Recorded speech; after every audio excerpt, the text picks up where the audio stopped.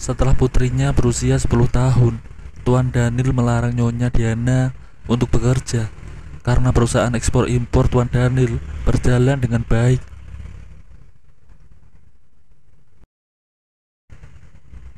Bahkan cenderung meningkat dengan sangat pesat. Nyonya Diana terpaksa harus berhenti kerja.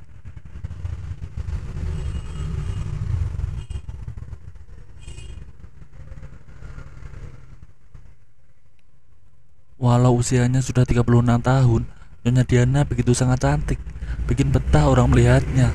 Posturnya serasi dengan kulit putihnya serta rambutnya yang panjang.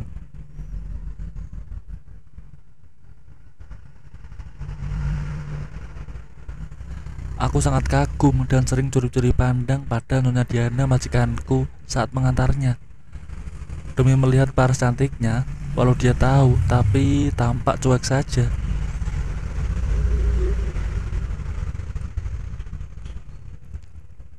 Namaku Sahroni, biasa dipanggil Roni. Usiaku 31 tahun dan sudah menikah. Sudah 7 tahun lamanya aku bekerja di kantor Tuan Daniel untuk mengantarnya kemanapun dia pergi untuk urusan bisnisnya.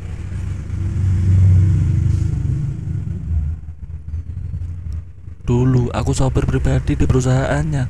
Namun setelah Tuan Daniel meminta Nyonya Diana berhenti bekerja, kini aku jadi sopir pribadi di rumahnya.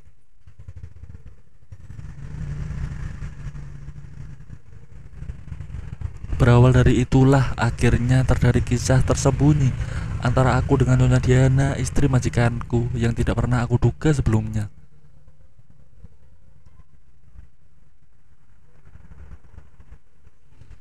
Kisah itu bermula ketika aku mengantar Nyonya Diana untuk menghadiri acara pernikahan sahabatnya. Dia duduk di belakang, tapi pulangnya Nyonya Diana pindah duduk di depan.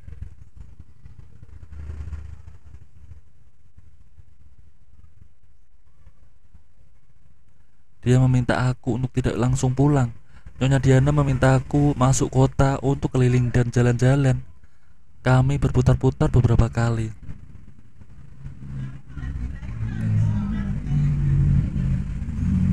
Sampai akhirnya Nyonya Diana mengajak aku untuk menuju ke sebuah villa yang biasa dikunjunginya dengan Tuan Daniel untuk santai bersama dan mencari udara segar.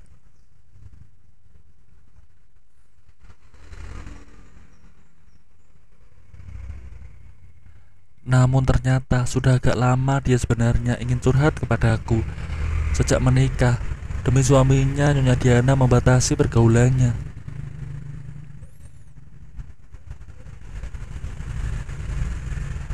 Maka pergaulannya jadi amat sangat terbatas sekali, sebatas keluarga dan para pembantu-pembantunya, termasuk aku sebagai sopir pribadinya.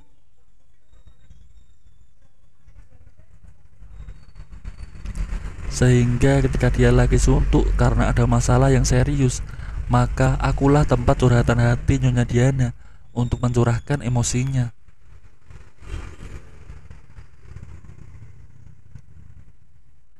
Karena aku dianggapnya lebih mengerti, juga dapat menjaga kerahasiaannya. Curhatan Nyonya Diana dilakukan di luar rumah sambil mencari ketenangan di luar kota.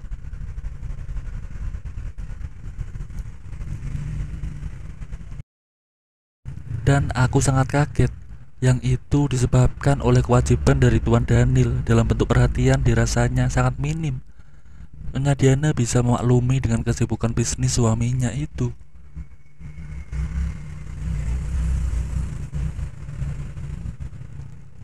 Namun sebagai wanita muda dengan keinginan yang masih sangat kuat dan juga masih sangat tinggi, menuntut kebutuhan batinnya harus tercukupi dengan maksimal.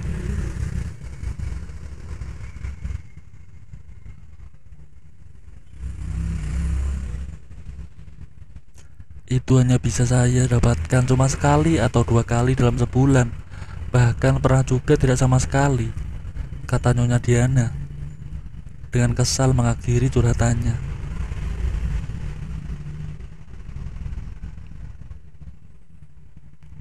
Roni, dalam sebulan kamu minta berapa kali? Tanya Nyonya Diana tiba-tiba. Aku terperangah kaget karena tak mengira istri majikanku itu akan menanyakan hal itu.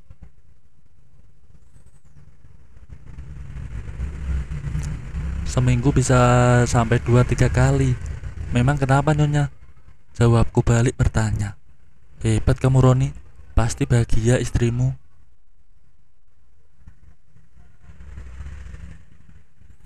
Jawab Nyonya Diana dengan heran sambil menatapku. Dek, aku melihat cantiknya yang begitu enak dipandang mata dan sungguh sempurna saat aku menoleh.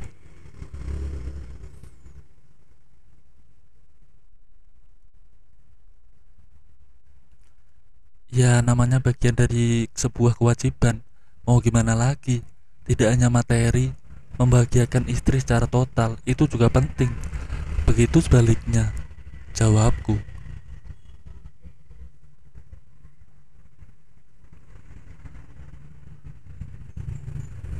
Pernah gak istrimu minta? Tanya Nyonya Diana lagi. Sering banget Nyonya, meskipun aku merasa capek, tapi itu malah membuatku senang. Jelasku.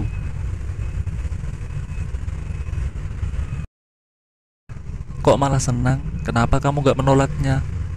Kepo Nyonya Diana sambil mengerutkan keningnya. Menurutku itu asik. Aku tersenyum menatapnya lalu fokus nyetir lagi.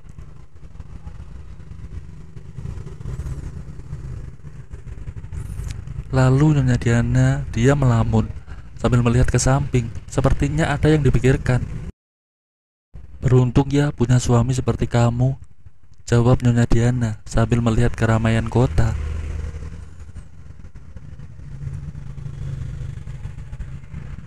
Pasti Nyonya, karena Roni kan tampan, jawabku sambil tertawa, mencoba membuatnya tersenyum. Namun mendengar candaanku, Nyonya Diana malah gregetan, lalu mencubitku.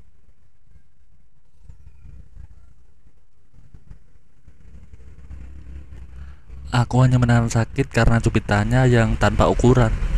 Aku tidak berani menatapnya.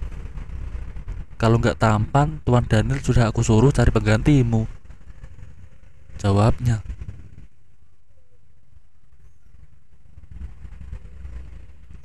Aku jadi merasa bersalah karena candaanku telah membuatnya kesal. Tiba-tiba Nyonya Diana berbalik, lalu memandang ke arahku. Tanpa sepatah kata pun terucap. Kemudian dia tersenyum tipis. Sungguh begitu manis sekali. Biar jantungku berdebar hebat. Sepertinya Nyonya Diana tahu kalau aku tadi sempat melihatnya. Tatapan matanya aneh kurasakan dan membuatku dadaku berdebar-debar.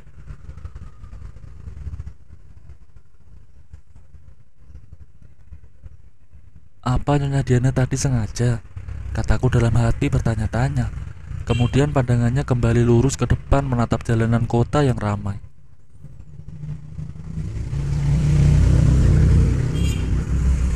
Sungguh di luar bayanganku. Kalau tidak sedang mengemudi, mungkin saja keadaan akan lain. Bisa-bisa aku sudah...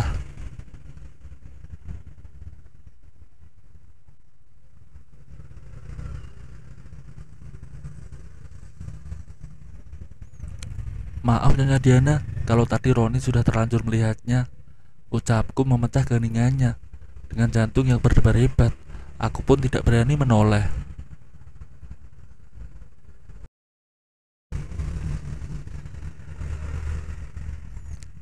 Nggak apa-apa kok, kayak nggak pernah lihat aja, jawabnya. Yang sepertinya itu memang disengaja untuk mempengaruhiku. Aku jadi bingung harus berkata apa lagi.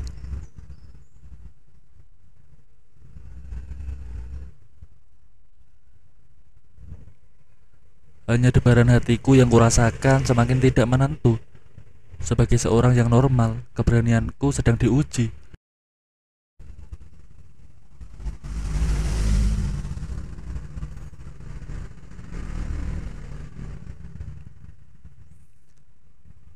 Meskipun gak apa-apa, Roni minta maaf. Tadi ingin bantu Nyonya, jadi gak sengaja. Nenggolnya, jawabku sambil mengalihkan pandanganku.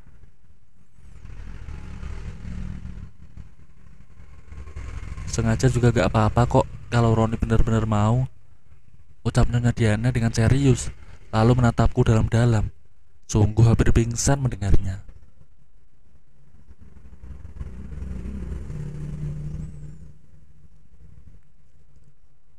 Nyonya Diana, jangan bercanda.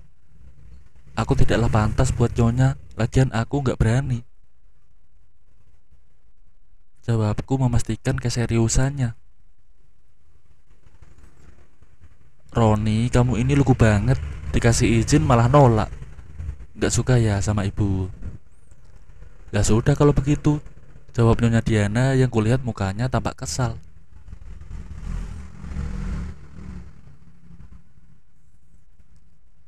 Yah, Nyonya, betapa bodoh aku.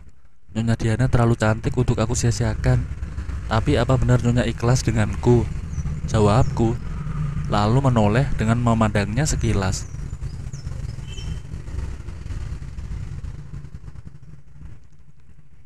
Ibu serius, Roni? Kamu bisa kan? Jawab Nyonya Diana. Lalu dengan tiba-tiba dia meraih tanganku.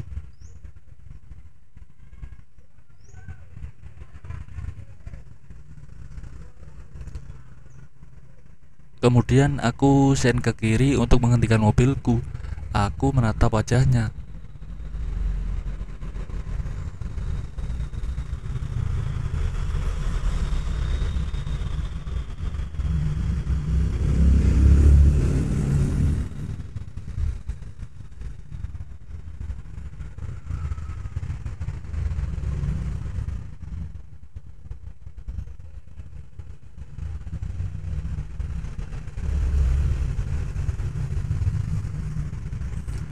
Entah keberanianku dari mana.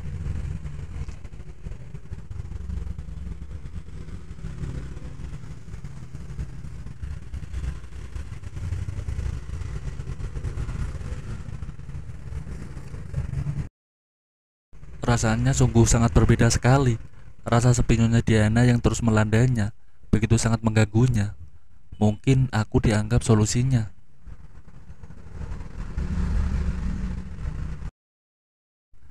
Setibanya di villa, Nyonya Diana berubah pikiran. Yang semula mau menenangkan pikiran, namun kali ini memintaku untuk melanjutkan yang tadi yang sempat tertunda di mobil sewaktu perjalanan.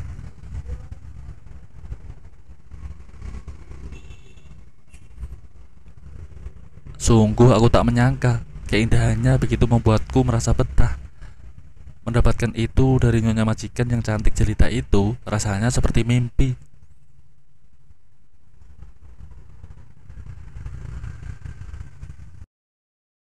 Hembusan angin dan suara burung yang bernyanyi di pekarangan villa itu semakin menambah suasana terasa sangat nyaman.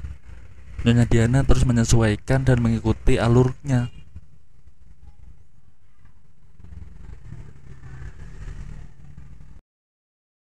Setelah dirasa semuanya cukup, sebelum senja Nyonya Diana memintaku untuk bersiap-siap untuk kembali agar tidak terlalu malam sampai di rumah. Wajahnya terlihat sayu.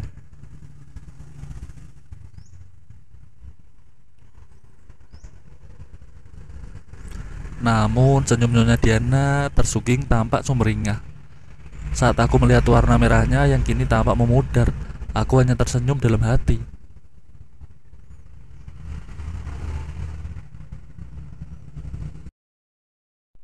Gara-gara sering diajak curhat oleh Nyonya Diana majikanku, aku mendapatkan barang bagus yang tidak dapat aku lupakan. Aku pun jadi sering melamunkan tentangnya.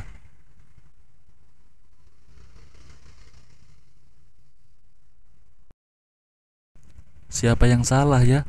Tuan Daniel yang terlalu sibuk cari duit demi menyenangkan hati istrinya, atau Nyonya Diana yang mencari kebutuhannya sendiri?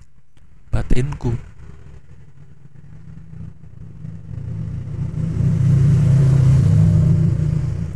Sempat juga aku merasa kasihan sama Tuan Daniel yang hanya memikirkan bisnis perusahaannya saja, sampai lupa istrinya yang cantik begitu sangat setia menunggunya.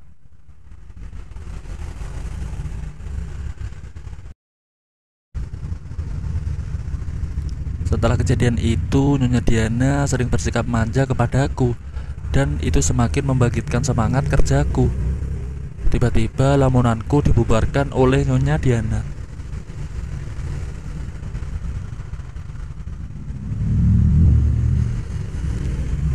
Roni, nyuci mobil kok ngelamun? Lihat tuh, airnya kemana-mana. Sambil ngelamunin aku ya? Panggilnya setengah berteriak. Enggak nyonya, jawabku tersipu. Ya sudah, segera selesaikan cuci mobilnya. Setelah itu antar ibu keluar. Ibu sangat jenuh di rumah. Ibu ingin menikmati alam yang segar, ucapnya.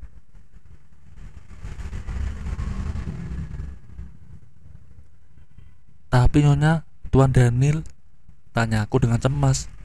Roni, ini perintah, teriaknya dengan keras. Yang ternyata Tuan Daniel lagi ada urusan bisnis keluar kota.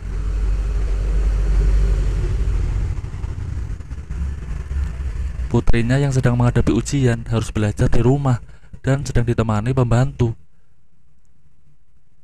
Putrinya yang cantik itu lagi serius membuka-buka buku di depan Bu Surti.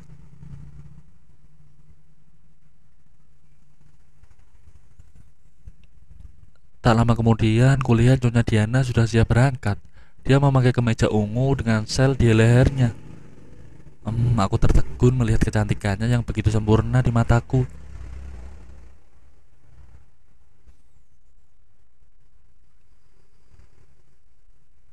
Setibanya di villa, Nyonya Diana mengajakku untuk menemaninya berkeliling alam sekitar yang dingin.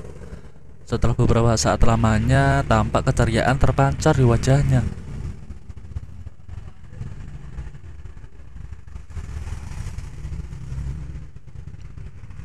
Kali ini dia benar-benar ingin menenangkan dirinya.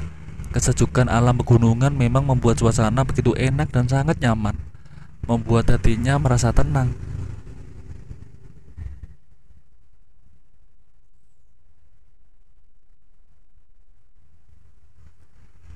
Lalu Nyonya Diana mengajak istirahat. Setelah lama aku menungguinya, keadaan mulai berubah. Di hari itu terasa sangat menyengat, meski matahari sedikit tertutup daun yang rindang.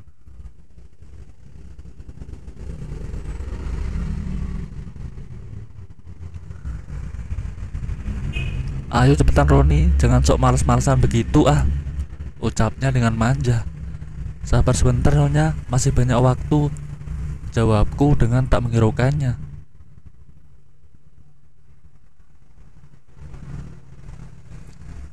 Sengaja aku pura-pura malas untuk memancing emosinya. Kalau sudah begitu, muncullah sikap aslinya dari Nyonya Diana, sehingga membuatnya jadi gemes.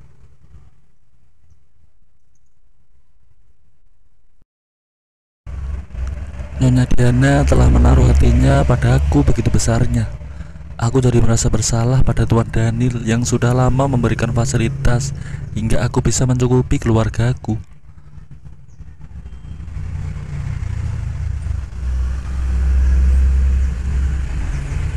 Sebenarnya dari kejadian itu dia menyatakan begitu sangat menyesal karena telah berbuat begitu jauh, dan itu yang tidak terbayangkan olehnya sebelumnya.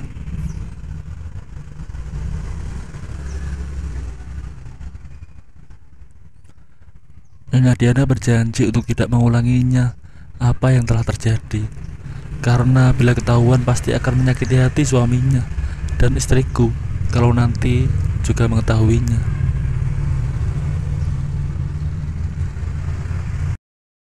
Jika terhibur, silahkan berkomentar. Jangan lupa like dan subscribe ya. Kisah ini merupakan karangan semata yang namanya sudah kami samarkan. Bila ada kesamaan nama, tokoh, profesi, dan tempat kejadian juga alur ceritanya, itu adalah kebetulan saja dan tidak ada unsur disengaja. Untuk itu kami selaku admin mohon maaf.